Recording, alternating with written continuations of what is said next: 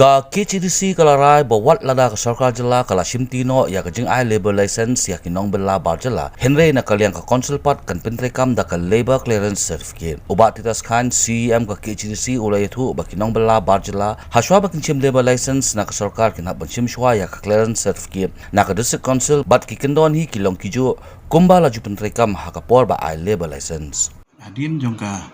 isi ke batumai po ke cingalam ke jonga mencam senam nila UI ya ke jingwan ra jongka sarkar ya ka Meghalaya Identification Registration Safety and Security of Migrant Workers Act 2020 de hakatu ka act nilai iba ka sarkar Meghalaya kamut kade maka kapan isu yaki labor license de mereka ka ba isu labor license hang ni ngimdadan ka an ka bede bat ki labor mereka ni la shudrak na po ka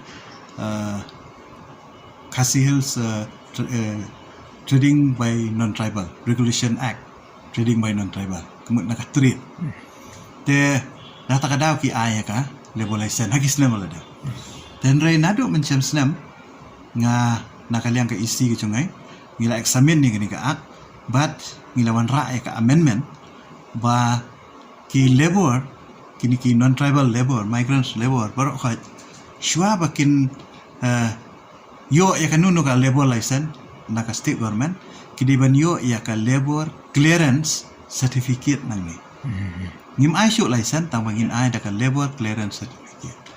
lumba kata ka certificate du fine kamot inham CEO ki condition be bubat begini ok more or less kidi kiju kum baki apply ya ka labor license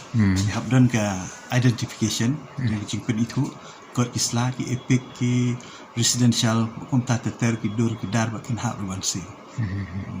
kemudian nak kalian buat government pilih kan ka pedang yang ni ka kin ko pilih nak ag juga ya kan ajeng terwa jang fi ka isi